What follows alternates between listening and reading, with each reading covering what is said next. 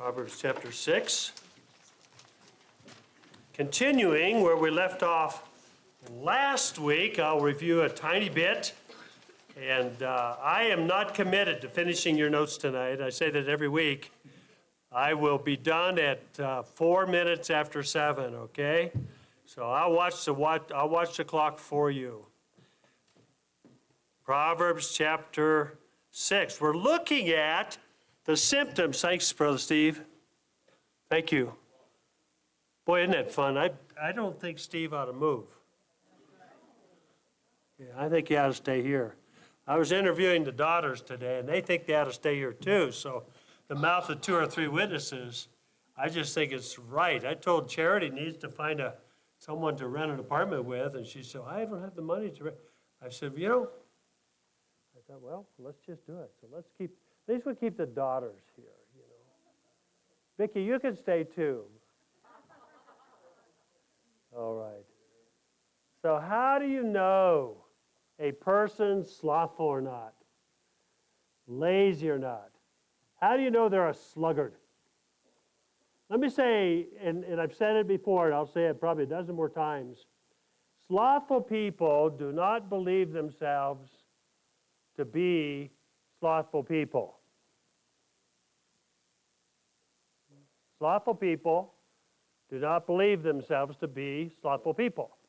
Brother Chuck asked me before the service, what do I think the number one aspect is of leadership or the failure of leadership in general? What's the number one thing that caused leaders to fail? And I look at what's the number one thing that causes fathers to fail, husbands to fail, wives to fail, teachers to fail, politicians to fail. Number one thing, 2 words, crippling slothfulness. Crippling slothfulness. Say that with me. Crippling slothfulness. And I think what we're looking at, is vital if we want to be the kind of leaders God wants us to be. Every Sunday morning, and many times during the week, we quote the church proclamation. As followers of Jesus Christ, we're committed to loving God, obeying God, making disciples of all people, loving others, making disciples of all people. And we mean it. But for some of us, we don't do it. Why? Crippling slothfulness. Sometimes the hardest workers are slothful people. I saw that in college, in my own life. I would work the night before a final. I'd stay up all night sometimes studying.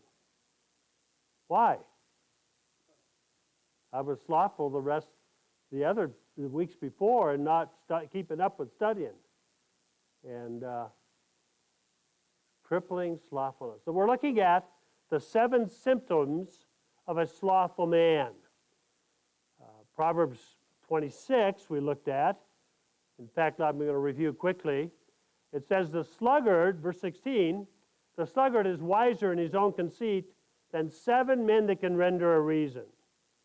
And so we looked at the fact that number one symptom is he's self-deceived. He's wiser in his own conceit than 7 men that can render a reason. Lazy people think they are 7 times smarter than people who really have good sense. Okay?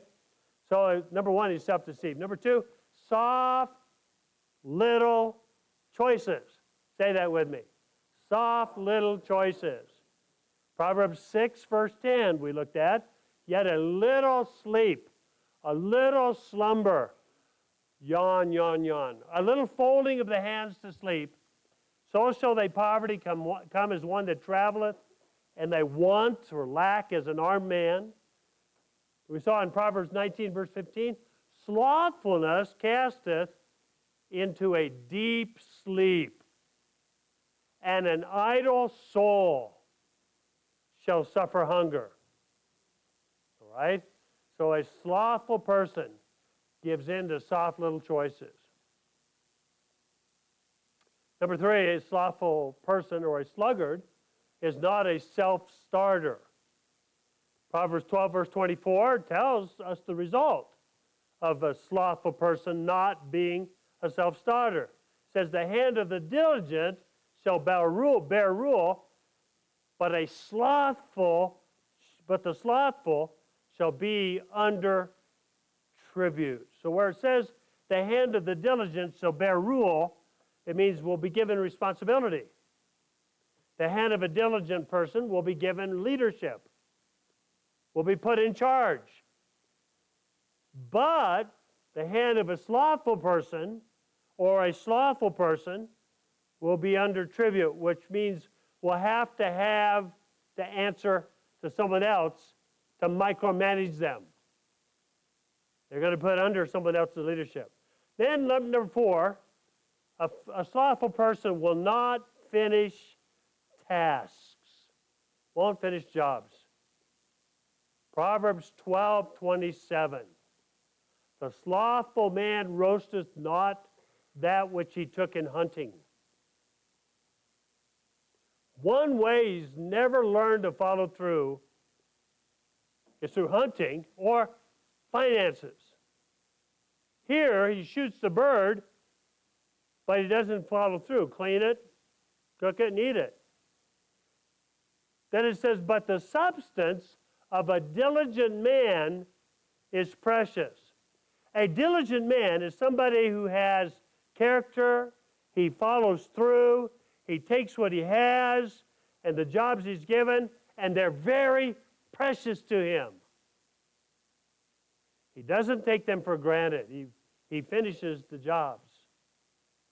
You know, Proverbs 18:9 says a slothful person wastes a lot. He wastes a lot. Proverbs 18, verse 9. He also that's slothful in his work is brother to him that's a great waster.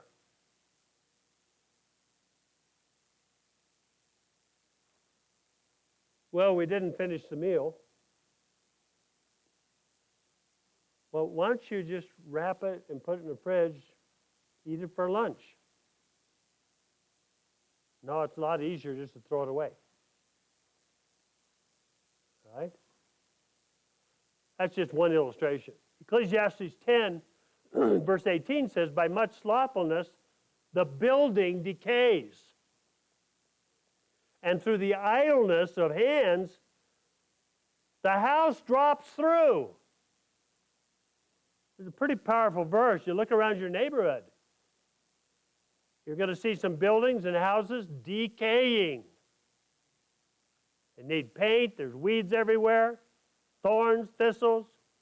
Why is that? By much slothfulness. And it says through idleness of hands, the house drops through. Now, that's an interesting phrase. There's a couple meanings there. Because the owner of the house is lazy, the house is full of water leaks. Or because the owner of the house is a sluggard, the roof of the house falls in or falls down. Through idleness of the hands, the house drops through. Now turn to Proverbs 24. While you're turning to Proverbs 24, let me say, it's amazing. It's just amazing how paint will keep wood from rotting. I mean, that's a great insight, isn't it? It's like I tell our boys that play soccer, grandkids, here, let me give you some insights. You want to score a goal? Yes. And shoot it where the keeper's not. Great insight. But here, you want to keep your house from rotting, keep it painted. Amazing how new tiles on a roof will keep your whole ceiling from rotting. Amazing how consistent vacuuming of the rugs will keep the carpet from rotting and decaying and stinking and maggots crawling all over the place. Now look at Proverbs 24. I love this. Verse 30, I went by the field of the slothful and the vineyard of the man void of understanding, and lo, it's like, whoa, here it is. I'm going to make an observation here. It's filled. It was grown over with thorns. Nettles covered the face thereof. The stone wall, look at that stone wall, was broken down. Here it is. Then I saw, I considered it well, I looked upon it, and I received instruction. And here's what he comes up with. Yet a little sleep, a little slumber, a little folding of the hands to sleep. So shall thy poverty come as one that traveleth, thy want as an armed man. Now let's unpack this verse a little bit. I went by the field of the slothful. You know, Solomon was a great observer. He's walking in the countryside. He's observing the various fields, vineyards of the people. I mean, go to Proverbs 7, which we'll look at after chapter 6 here. He's at the top of his house, looking through the lattice work, observing a young man, void of understanding, with the wrong crowd. He's observing what he does, and he comes up with a conclusion. Here, he's walking in the countryside, looking at the vineyards. And he's associating a person's character by looking at the condition of his property. He looks at the field and discerns this field, that's the field of a lazy man. And he looks at the vineyard and says, that vineyard is of someone who's lazy, someone who has no eye for the future, lacks understanding. That vineyard over there belongs to a man that's void, empty-headed of understanding. He lacks the ability to make present decisions based on future consequences. And again, notice how he makes a character judgment based on the condition of a man's property. I'm afraid that you'll make a character judgment based on the cleanliness of my garage.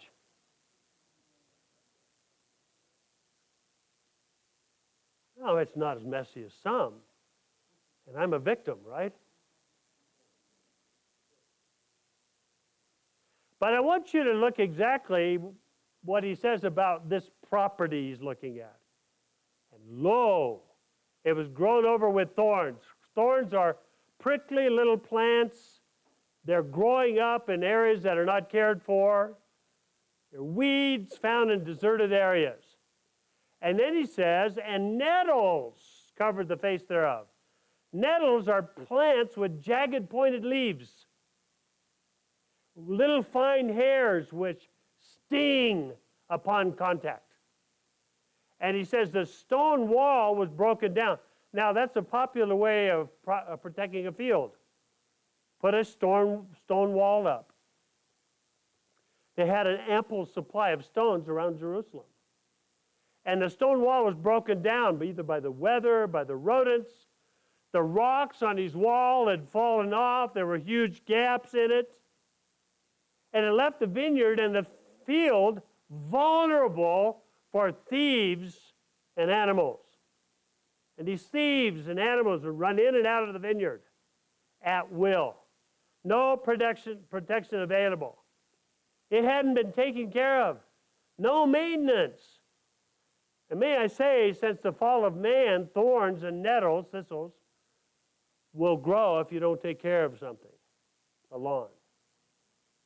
It kind of reminds me of the kudzu plant. We learned about that this morning in relation to what sin does. It reminded me of nice, beautiful flowers that we plant called morning glories. How many know what I'm talking about here? All right, you plant these morning glories. They're beautiful.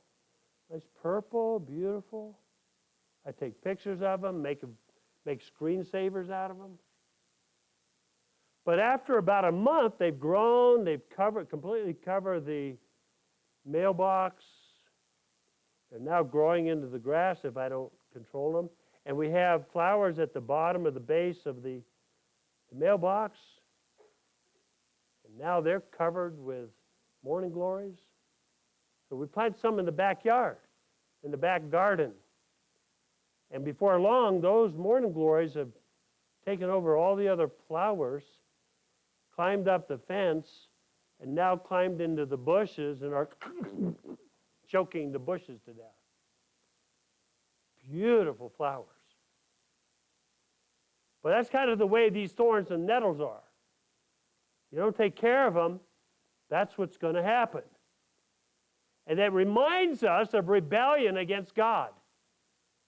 You know, we have to work hard to keep those things out of the garden of our hearts or physical gardens and fields. So in this picture here, we see a field covered with them. And you look at the fruit on the vine. What's the fruit look like? Sickly, yellow leaves, about to have the life choked out of them by the thorns and nettles. You look around and you see the vines, the beautiful, one-time beautiful vines of the vineyard, completely dead and surrounded by weeds. You see half-eaten, rotten grapes. Why? Because the rodents now have come through the holes in the wall, and they're eating those things. So Solomon, give us some insight here. Look at verse 32. Then I saw, considered it well, looked upon it, and received instruction. He didn't turn away and walk away. I picture him stopping, maybe folding his arms, staring, pondering, studying. And now he comes up with some conclusions, 4 of them. Number 1, he says, I saw. That's a word in the Hebrew which means I gazed at him. I gazed at that field. I studied it. I pondered it to perceive something about it. I'm looking at this field with some discernment. I'm looking at this person's yard, his house, with some discernment here. Then he says he considered it well, which means he brought out an application. And then I looked upon it, means he stared at it, he studied it, and I received instruction. I gained a doctrine, a teaching by it. I understood now a principle of life. I brought it to a conclusion in my thinking. And here's the conclusion I get after observing this slothful man's field. Proverbs 24, verse 33, yet a little sleep, here it is, a little slumber and folding of the hands to sleep. The slothful man gave way, here's this phrase again, to soft little choices in life, especially in regard to sleep. He used his snooze button too much. Now, I know they didn't have snooze buttons in those days, but let's just, in the Hebrew, it's a Hebrew word which means snooze button, okay? Yet a little sleep, that's regular sleep. A little slumber, that's drowsiness. Oh, I just feel like I can't wake up. I guess I better lie down and sleep another couple hours. That's slumber. I see some of you yawning. And a little folding of the hands to sleep. That's phrase which means I'm now snuggled in. I curled up. Really enjoyed my sleep. Now, I really enjoyed my sheets. Now look at verse 34. Here's the result of this. So shall thy poverty come as one that traveleth, and thy want as an armed man. You know, traveling was not safe during that time period. No highway patrol, no cellular phones, no cars, no locks on your cars. No, if you traveled, you had to take someone with you to be safe.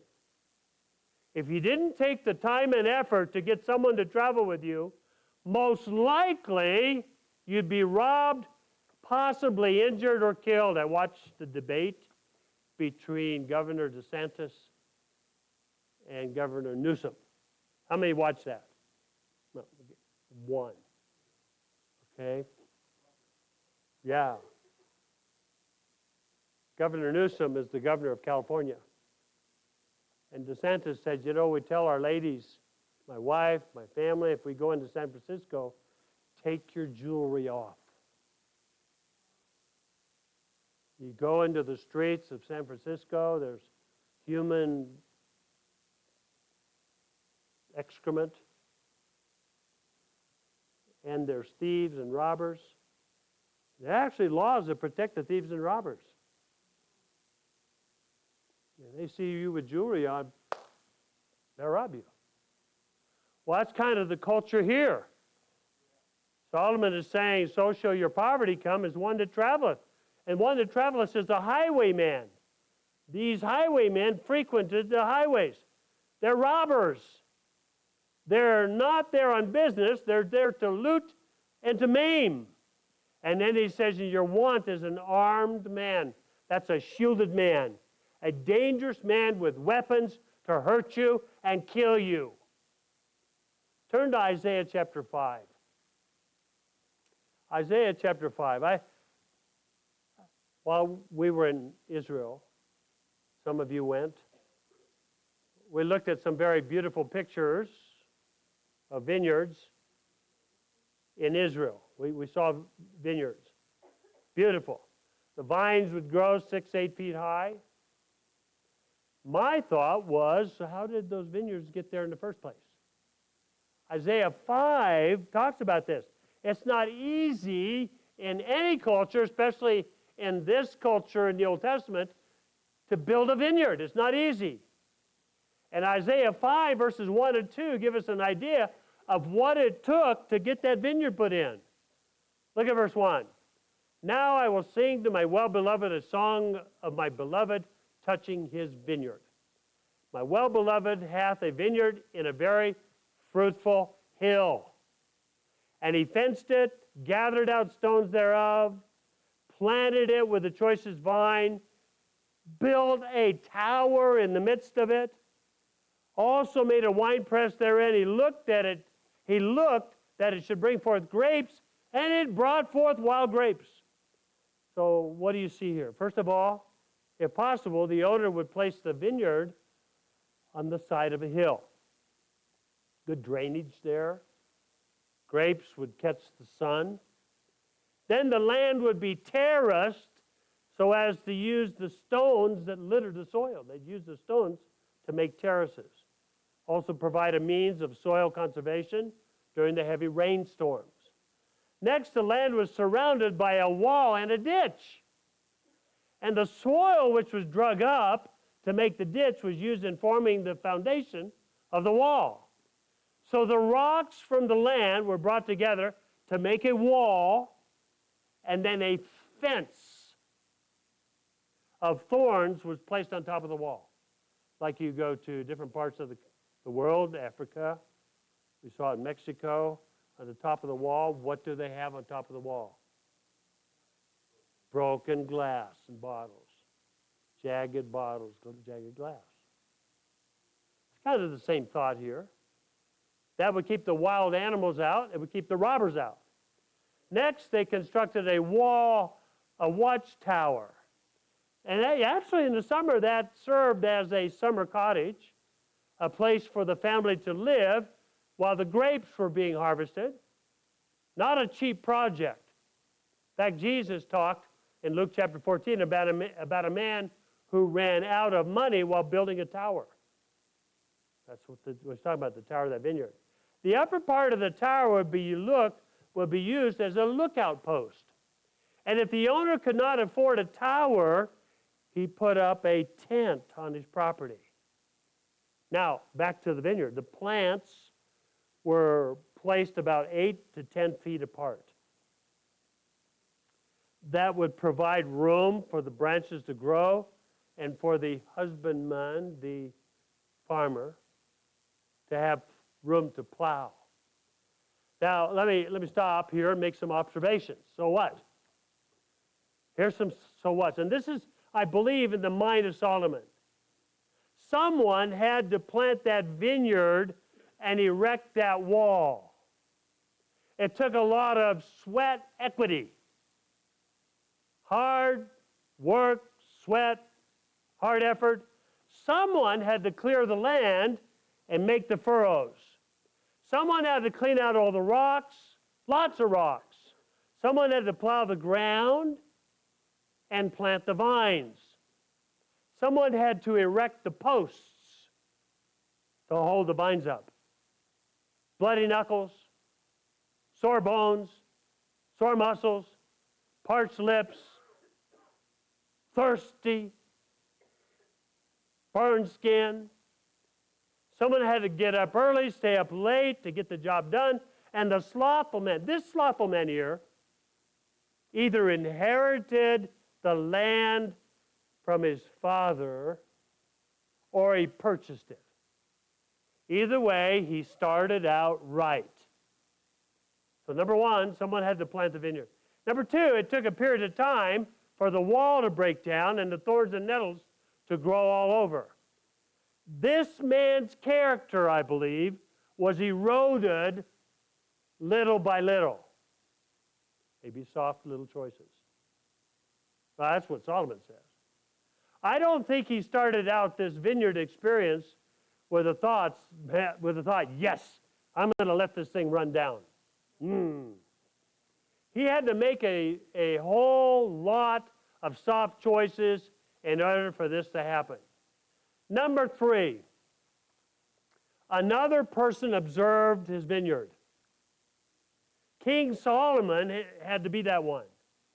He had to stop and observe, and he arrived at the conclusion that the landowner is lazy. I imagine this lazy man had friends, and I think his friends and his family were deceived. You see, we are told that a slothful man is wiser in his own conceit than 7 men who can render a reason, right? He probably had them all thinking that he was a victim. And certain major calamities that had come were all insurmountable. Weather. There's a lion without. I can't get the right tools. None of the stores had them in stock. Did you try ordering them on Amazon? Well, no. That's in the Hebrew. So another person observed it. Now, number 4, he became an object lesson to others. Hey, children. Yes, Dad? Look at this lawn. Look at this vineyard. That's an example of a person you don't want to be like. What's that, Daddy? Lazy. But Daddy, he's such a nice man. And you know, he's got great advice to give us. Yeah, he's wiser than 7 men that can render reason. I feel so sorry for him, and he's had such bad circumstances. Can't we help him, Daddy? No, son. Several people have gone to help him and gone to his aid. He always ends up with the same circumstances. And you know what? Here it is. Son, look at me. It's never his fault. He owes a lot of people a lot of money.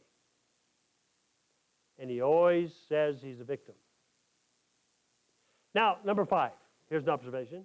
Here's a so what. He became that way by giving in to little things. You're going to hear this a lot. A little sleep, a little slumber, a little folding of the hands, a sleep. He had to develop the art of thinking that it's all going to go away. He's thinking that it's all going to turn out good in the end. Maybe begin to think that if he fails, someone else will always be there to bail him out. So he became that way by giving in to little things. And number 6, he didn't strive for thorns and nettles. He didn't strive for thorns and nettles. He did nothing. And they came. Everywhere. You don't have to work at making things decay.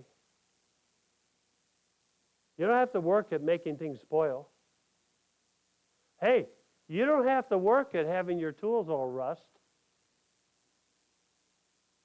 You just sit back and it's going to happen. So this passage, I think, can apply to us in a lot of areas of our lives. Educationally, physically, which is too convicting for me. Diet-wise, stop there. Mentally, spiritually. Let's talk about how it applies to us spiritually. Someone had to plant the vineyard and erect the wall in your life. Let's consider that this person who owns the vineyard planted a vineyard, okay? He went through all the pain and effort to get it going. Maybe he inherited it, and when he got it, it was in good shape. What happened? Why is it now in bad shape? Did this man used to be a diligent, hardworking person? Why did it change? So here it is. Here's a person who started out his Christian life with a great amount of zeal. Every time the doors of the church were open, he was there. She was there. He was in the habit of getting up early, having personal time in the Word and prayer. He was involved in outreach, visitation, standing for the unborn, etc.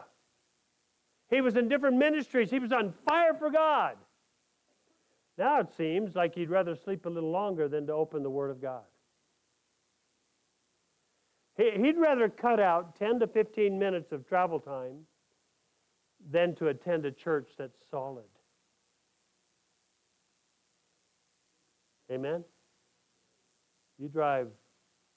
Well, Alice, it takes her 45 minutes to an hour to get here. Chuck, it takes him 20 minutes. I'm just saying. It took a period of time for the wall to break down and thorns and thistles to grow all over. Who will know that I missed my personal time in the Word in the morning? Who's going to know? No one will really miss me if I skip out of church on a Wednesday night or Sunday night or Sunday school or Sunday morning. Maybe if I just took a sabbatical from the ministry a few months. By the way, it seldom, if ever, works that way. You know, the ones who tell me, very seldom do they ever come back. They usually stay out. Number 3, another person observed this field. Solomon, the one in leadership, observed all of this. He studied it very closely. He scrutinized it.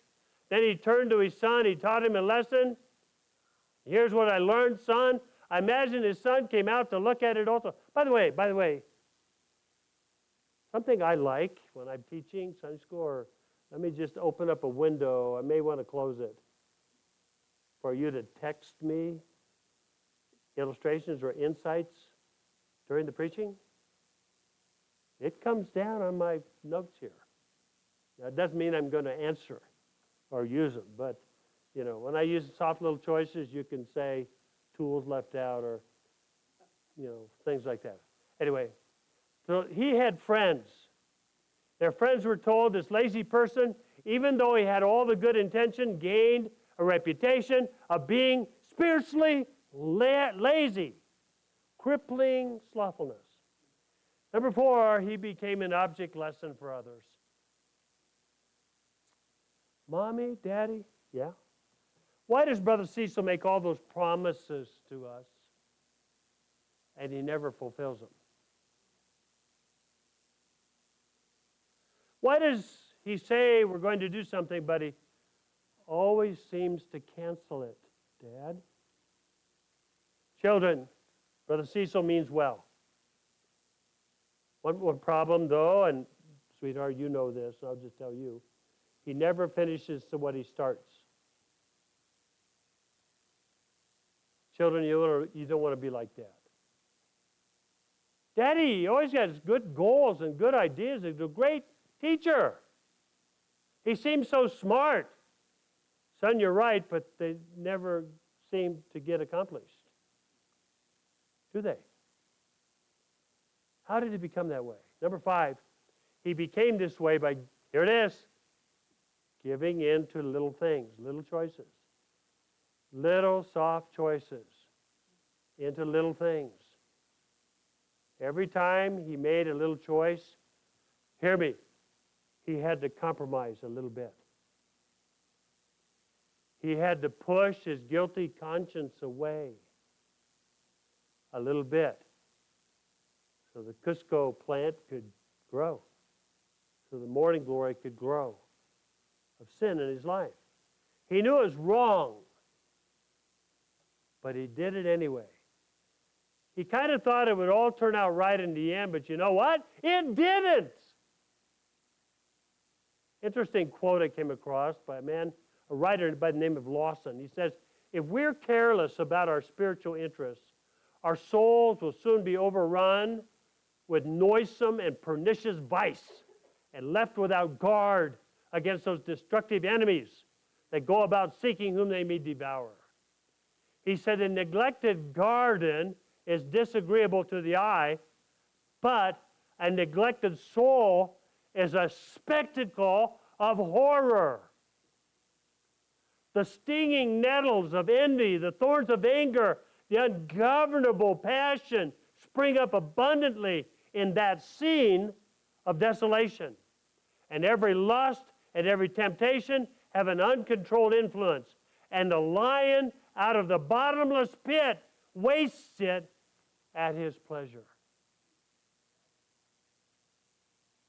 You know, number 6, this person didn't strive for thorns and nettles. I don't know how this happened in my spiritual walk. I don't know how it happened. I'm sure a lot different than I was 5 years ago, Pastor. It just happened. You know, all you had to do was do nothing. That's our spiritual lives. Someone said, all that evil needs in order to prevail is for good men to do nothing. And you and I are fallen. We're depraved. We're sinful creatures with an inherent ability to sin. And if we do nothing about it, if we do nothing to enhance our spiritual growth, the weeds, the nettles, the thistles of sin will overrun our lives. If we don't spend time daily in the Word, memorizing, meditating the Word of God, we don't spend time daily in prayer, guess what? Satan will gain ground, a foothold in our lives. And he won't quit. He's aggressive. And we must not be passive in our spiritual walk with God. We must be aggressive. One writer said this, brother, thou hast a momentous work to do. Thou hast to cultivate the wilderness of thy nature. Thou hast to repair the moral fences of thy soul. In other words, thou hast to rebuild the ruined temple of thy being. Thou hast no time to lose. Thou hast slept already too long. Father, thanks for your word. Help us to be a diligent people when it comes to our physical lives, our responsibilities, our spiritual walk. Help us to remember what you say in your word.